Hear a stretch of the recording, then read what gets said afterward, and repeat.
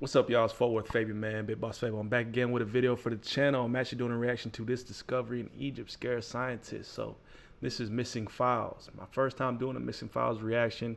This is content that I'll be adding to the interesting stuff playlist. Check out that playlist link provided in the description, as well as pinned in the comment section down below, man. Peace, love. Let's get into this video.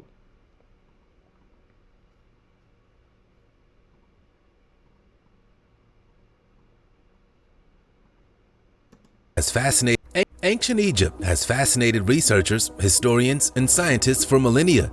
You only need to look at their ancient pyramids and mysterious tombs to see that this is a very advanced civilization and way beyond its years, and still stumping experts today. It is surprisingly small. It's not at all what you'd expect for royalty. It is very strange, this. Here are 15 mysterious discoveries in Egypt that scare scientists.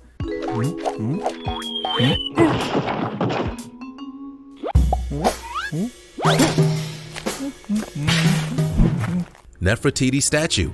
Our first topic is Queen Nefertiti, who's well known to most historians of ancient Egypt. But ask them what happened to her after 1336 BC, and they'll tell you that we simply don't know. Historians contend that she simply died, but there are no records of her death, and given her prominence in Egyptian society and the huge emphasis Egyptians place on commemorating the dead, this has been seen as very suspicious. Egyptologist Dietrich Wildum noticed that this statue of her has been aging like a human being. She started to display bags under her eyes and wrinkles around her neck. It was this discovery that really shocked scientists. The monument, which has been hypnotizing viewers since it was put on display in 1923, continues to stir up controversy and political debate. Germany takes pride in holding such an amazing statue, while modern-day Egypt quite understandably wants it back. And it's easy to see why it's caused so much tension. The absence of an eye led to a conjecture that Nefertiti may have lost her eye due to an ophthalmic illness. However, the presence of an iris in other sculptures of her refuted this theory. Hey, did you know that if you smash the like button, subscribe, and click the notification bell, you're more likely to win the lottery? So what are you waiting for?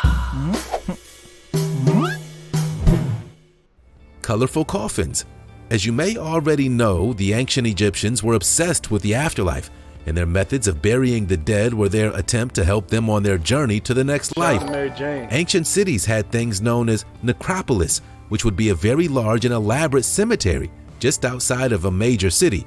In October 2020, Egypt discovered yet another necropolis of ancient coffins, revealing the finding of more than 80 sarcophagi.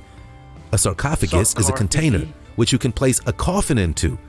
This would add to the preservation of the body and protect it from tomb raiders and scavenging animals. According to a statement from the Tourism and Antiquities Ministry, researchers have discovered a group of colorful, sealed coffins that were buried more than 2,500 years ago. Campbell Price, the curator of Egypt and Sudan at the Manchester Museum, told the art newspaper, "Coffin caches of this type are far from exceptional, but they tend to come from Luxor in the south. The real value of the recent find is the light these examples throw onto northern coffin styles, and no doubt also names and titles that previously have not been firmly associated with the Saqqara area." Broken nose statues. A real issue that stumped researchers and historians is the recurrence of statues with broken noses. The pharaohs, religious dignitaries, and affluent members of ancient Egypt society were celebrated in the many statues they carved. So it's strange to see so many statues that have been vandalized in a very specific way. The prevalence of this broken nose epidemic makes you wonder if these So this is vandalism when they had the statue with the broken nose. I always assumed this was just this was the thing to do. It was cool, you know what I mean? Thought it was purpose. Or naturally over time, the nose erodes away. Smashed sniffers were the result of random accidents or if something more sinister was going on. There are some theories. Many Egyptians thought that statues had a life power, which is why these statues had damaged noses. According to a curator of the Metropolitan Museum of the Arts Department of Egyptian Art, the best way to disable a statue if an opposing power came across one that it wanted to was to break off its nose. Edward Blakeberg from the Brooklyn Museum told Artsy.net, "The consistency of the patterns where damage is found in sculpture suggests that it's purposeful. The damaged part of the body is no longer able to do its job. Without a nose, the statue's spirit ceases to breathe, so that the vandal was effectively killing it. To hammer the ears off a statue of a god would make it unable to hear a prayer. 100 Forgotten Coffins. In November 2020, 100 forgotten coffins were found south of the capital, Cairo. Another fascinating necropolis was found. The findings found preserved antique coffins, some of which contained mummies and 40 statues. The steel sarcophagi, along with the golden masks and amulets, were buried more than 2,500 years ago in burial shafts and still bear intricate painted artwork. They're believed to belong to the wealthiest citizens during that time, mainly because their coffins are covered in gold. Egyptian archaeologists believe that there were workshops dedicated to making these coffins. Join large-scale battles with military vehicles. The online action game War Thunder has received a major update Somewhere, but they simply haven't found them yet. Well, keep on looking. Golden mummies. In 1996, another 2-square-mile necropolis with several significant tombs was found by archaeologists. The cemetery became renowned as Valley of the Golden Mummies after it was discovered that 4 of the graves contained 105 well-preserved mummies, many of which had intricate golden masks. Archaeologists were astonished at how remarkably well-preserved they had been for over 2,000 years. However, it's believed that there may be up to 10,000 mummies buried within the cemetery, making the first find only the top of the iceberg. The designs for the coffins could be broken down into 4 different... These designs are so intricate. Like, look at the beauty of them, man. The painting on them as well. Like, they knew how, they really wanted people to pass away or lay in rest in style. You know what I'm saying? Like, they're the coffins, so to speak, so just like beautified. Whether it's from the gold to the paintings, the colors, you know, the detail, you know, the artistic approach. It's just like, it's like, wow. I think it was only royalty that was buried in these, right? Correct me if I'm wrong. Like pharaohs and stuff, and people of like the royal house and stuff like that. Different designs. The first design, which was discovered on about 60 mummies, features a golden face mask and a waistcoat with a chest-length representation of various gods and goddesses. The second design is coated in cartonnage and features images of gods, including the god of mummification Anubis and his 4 offspring. The third style was buried inside an anthropoid, a pottery coffin, rather than being adorned with gold or cartonnage. The fabric for the fourth design was linen. The oldest pyramid. The first pyramid that the Egyptians ever erected was the Step Pyramid of Djoser, which was built at Saqqara roughly 4,700 years ago. The third dynasty of Egypt was controlled by the ancient Egyptian pharaoh Djoser. Imhotep, who subsequently became a god for his many achievements, is credited by scholars with planning the pyramid. Egyptologist Reg Clark claimed in his book, Securing Eternity, Ancient Egyptian Tomb Protection from Prehistory to the Pyramids, that pharaohs were once buried in smaller mastaba tombs that thieves might enter by digging in from the top. According to Clark, it would have been incredibly hard for a thief to access the burial chamber by excavating it from the top of the Step Pyramid of Djoser. The Step Pyramid may have been constructed by ancient Egyptians as protection against grave robbers. This theory may become even more clear throughout the video. Oh no, I don't trust pyramids, man. They just don't seem stable to me. Like, it just seems like it's shaky, like it would collapse at any moment. Ushapti. Ushapti is a generally mummiform figurine of about 5 to 30 centimeters found in many ancient Egyptian tombs. They're commonly made of blue or green glazed Egyptian faience, but can also consist of stone, wood, clay, metal, and glass. The meaning of the Egyptian term is still debated. However, one possible translation is answerer, as they were believed to answer their master's call to work in the afterlife. The burial process was all about helping the deceased in the afterlife, so this figure is possibly a servant for them in the afterlife. Believe it or not, at one stage, a pharaoh's servants would be sacrificed and killed, then buried along with their master. Through time, this quite cruel ritual was abandoned in favor of these statues. There's also the debate about whether these were surrogate or spare tombs. If the original tomb was damaged, this spirit could be hosted in this empty tomb instead. So the Egyptians were well aware that grave robbers might just get the main tomb and ignore the less impressive tombs beside them. Tutankhamun Trumpet. What if I told you that the ancient Egyptians were still impacting major events today? They haven't come back to life, but an unearthed trumpet is something many people believe to be cursed. One of the priceless artifacts taken from the Cairo Museum during the recent upheaval was Tutankhamun's trumpet. This 3,000-year-old instrument is the oldest trumpet in the world and was not used how trumpets are used today. In 1939, the BBC asked permission to play the trumpet and play it on the radio. Expecting to hear some beautiful Egyptian sound, it actually sounded terrible. For this trumpet, notes were not meant to be played at the same time, which is standard practice for a modern trumpeter. It was played a second time and it broke. But here's where the mystery lies. This was played in 1939, a year before World War II. The next time it was played was in 1967, just before a war broke out between Egypt and Israel. It was played again in 1990, just before the first Gulf War, and in 2011, just before the Egyptian Arab Spring.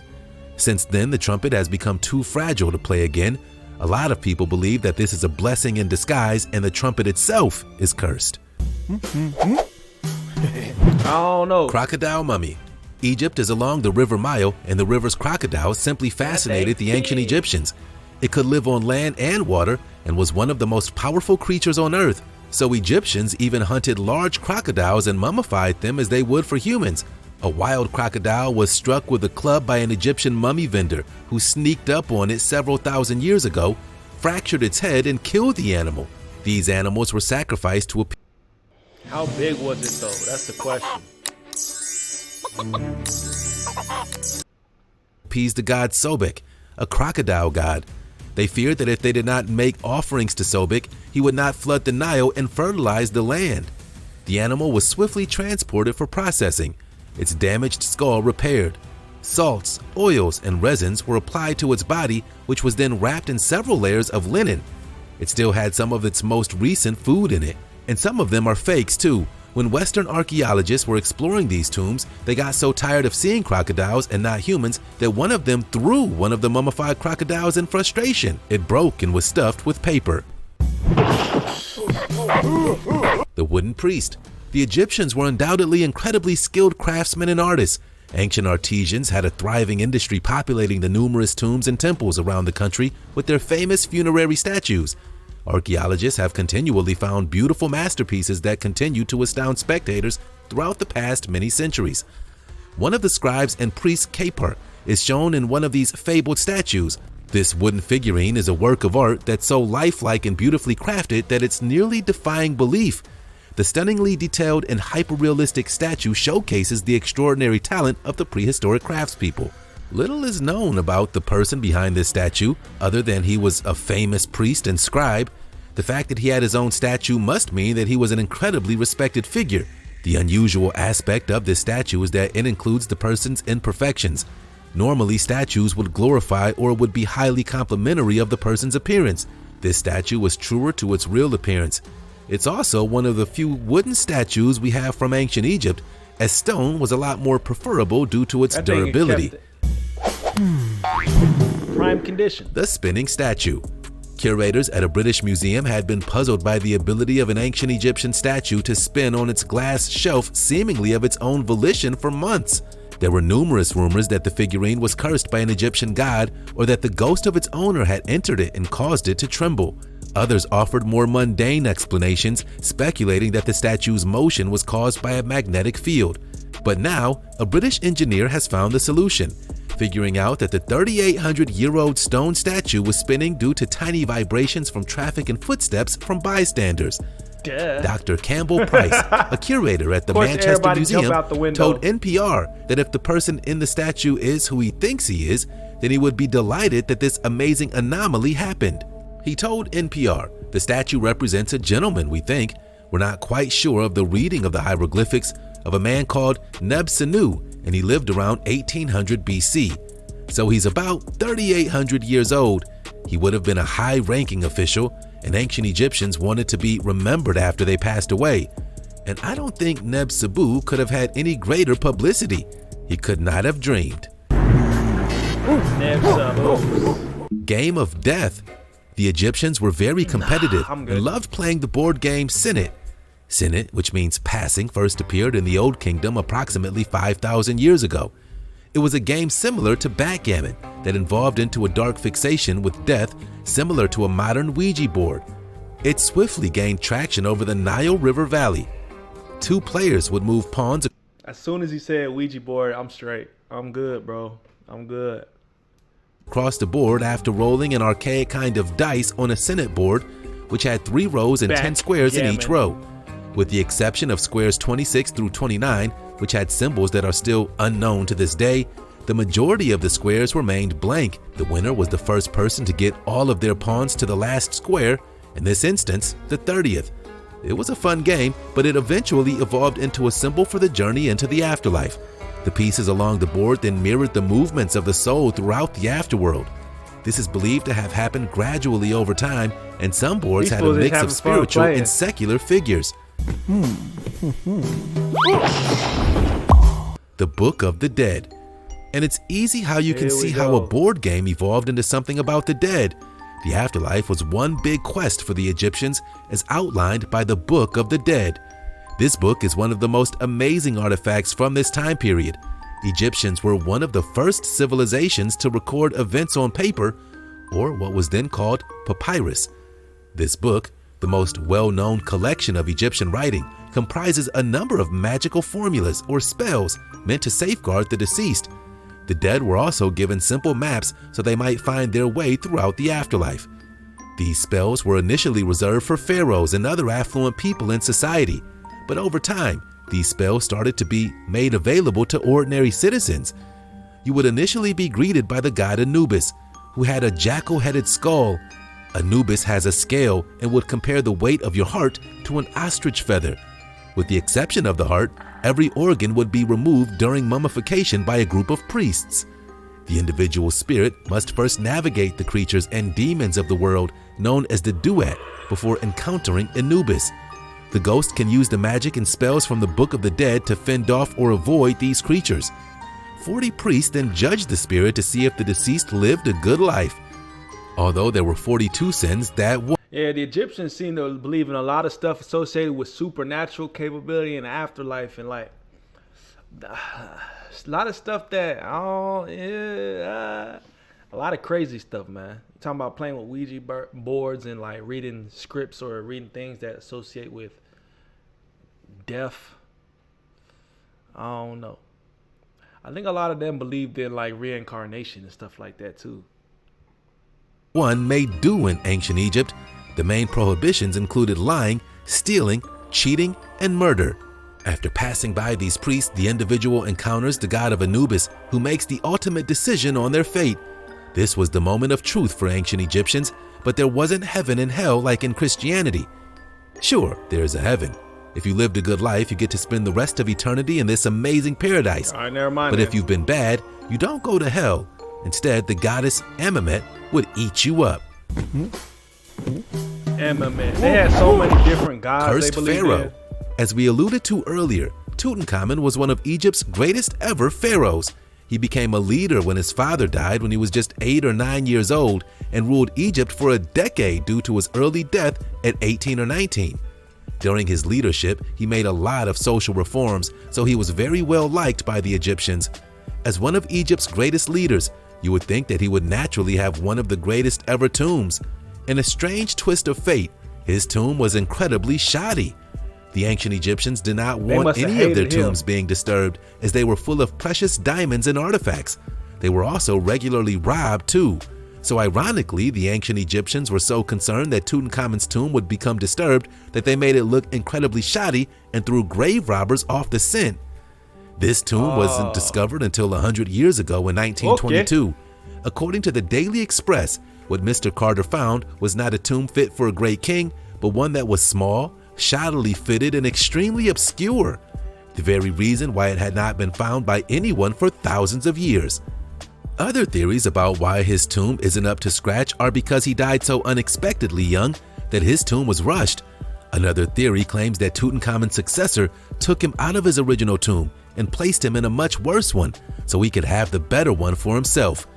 His tomb also contains black spots, which are believed to be caused by the fact that it was sealed before the paint was even allowed to dry. Ship to the Afterlife. Lastly, we'll be taking a look at the world's oldest ship. The afterlife to the ancient Egyptians is a long journey. It's such a harrowing journey that they built an entire ship to assist the deceased in the next world. As we mentioned before with the Book of the Dead, Egyptians believed that there was almost an adventure-style movie you needed to travel through to save yourself. So having a boat with them could come in quite handy too. The Khufu Ship, an ancient Egyptian pharaoh's barge, was found inside the Great Pyramid of Giza 65 years ago. The 4,600-year-old wooden ship was apparently so well designed that it could still sail if it were relaunched onto the Nile today. It was the pharaoh Khufu that built the pyramid, Egypt's biggest and most famous one. It was the tallest building in the world until the 13th century. His legacy is mixed. He was believed to be a great leader, but at the same time, he used slaves to make his amazing pyramid for himself. His ship was found by an Egyptian archaeologist who discovered it in different pieces and simply had to put it back together again. According to PBS, realizing the treasure he had on his hands, he took 20 months to remove the boat's 1,224 separate pieces. Then a fellow Egyptian led a team that painstakingly reconstructed the vessel. And the ship has also sailed on this video, which brings us to the end. If there are any mysterious findings from Egypt we've missed out on, let us know in the comment section. Egypt's too vast, man. There's too much history, too many things there that'll be undiscovered. You know, that's why this video was even created. Just some of the few, you know, I don't even know why they titled this "The Scares," more mysterious things of Egypt. The culture, I think, Egyptian culture of the past is probably one of the most interesting, you know, cultures and civilizations, you know, I think across the world, you know what I mean? Just from a lot of the landscape, a lot of the way, you know, people lived, a lot of the architecture. And then, as we know, the mysteries, just to name a few that they showed in this video. So let me know y'all's thoughts on this in the comment section below, man. Like, comment, subscribe, hit notification bell. You can follow me on Instagram, Twitter for Famous the Road to a Millie. I do have the interesting stuff playlist, man. So check that playlist out. I'll link to that in the description as well as pinned in the comment section down below. Peace, love, prosperity. God bless. We'll see y'all next time, man.